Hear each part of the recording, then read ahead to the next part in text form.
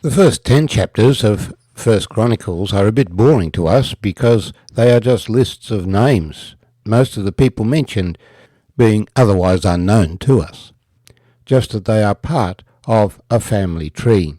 But we are all part of a family tree, and we are all connected through relationships that go back to Noah, and before that back to Adam and Eve.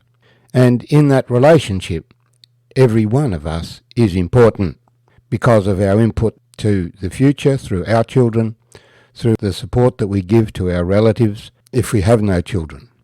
And so no man is an island to himself. In chapter 1, we had the names of people from Adam through to Isaac and Jacob, because the Bible gives us the history of people from the creation of the world, Adam being formed on the sixth day of creation. And the emphasis in chapter 2 is the household of Judah, with particular mention of David at the beginning. Chapter 3 focuses on the line of David down to the time of Ezra, which is the line that leads to the Lord Jesus Christ. Therefore, Ezra is the likely author of this account, having before him various historical records. Even in the book of Chronicles, there is some repetition because of the respect for the sources that he has. Let's share together then 1 Chronicles chapter 3. Now these were the sons of David who were born to him in Hebron. The firstborn was Amnon by Ahinoam the Jezreelitess. The second, Daniel, by Abigail the Carmelitess.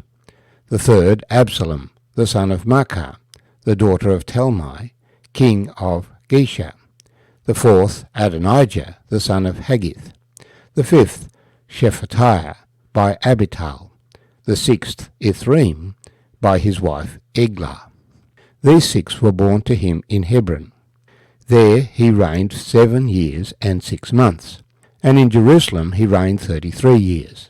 Now there were born to him in Jerusalem Shimei, Shobab, Nathan, and Solomon, 4 by Bathsheba, the daughter of Amiel. Also there were Ibhar, Elishama, Eliphalet, Nogar, Nepheg, Japhia, Elishama, Elida, and Eliphalet, 9 in all. These were all the sons of David, besides the sons of the concubines, and Tamar their sister. Solomon's son was Rehoboam. Abijah was his son. Asa was his son. Jehoshaphat his son. Joram his son. Ahaziah his son. Joash his son. Amaziah his son. Azariah his son. Jotham his son. Ahaz his son. Hezekiah his son. Manasseh his son. Ammon his son. And Josiah his son. The sons of Josiah were Johanan the firstborn, the second Jehoiakim, and third Zedekiah, and the fourth Shallum. The sons of Jehoiakim were Jeconiah his son, and Zedekiah his son. The sons of Jeconiah were Asir, Shealtiel, and Malchiram, Pedaiah, Shenazar, Jechamiah, Hoshamah, and Nedabiah. The sons of Pedaiah were Zerubbabel and Shimei. The sons of Zerubbabel were Meshullam, Hananiah, Shelomith, their sister, and Hashubah, Ohel, Berechiah, Hazadiah, and Josheb-Hesed, 5 in all. The sons of Hananiah were Pelatiah and Sheshaiah. The sons of Rephaiah, the sons of Anan, the sons of Obadiah, and the sons of Shechaniah. The son of Shechaniah was Shemaiah. The sons of Shemaiah were Hattush, Igal, Bariah, Neriah, and Shaphat, 6 in all. The sons of Neriah were Elioenai, Hezekiah, and Azrikam, 3 in all. The sons of Elioenai were Hodaviah, Eliashim, Peliah, Akab, Johanan, Deliah, and Anani, 7 in all. My name's Arthur, and I thank you for joining me as we share these verses together from 1 Chronicles chapter 3. In these lists, some people have different names. So David's second son here is called Daniel, but in 2 Samuel is called Chileab. He wasn't involved in the squabbling over who would be king after David. And Bathsheba is here called Bathshua. So David had many sons and his kingdom was well established. We then have the royal line listed from Solomon through to Jeconiah. All of these sons reigned as king of Judah. But the role of king was taken from them in the time of Jeconiah, who was taken to Babylon as a captive. But he had only reigned a very brief period of time, and eventually he was rehabilitated in Babylon. So he didn't die in prison, but he had seed, and those seed became very significant.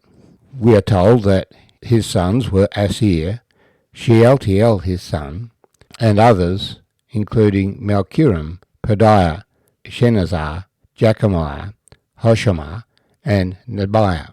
Pedaiah was the fourth in this list, and his sons were Zerubbabel and Shimei.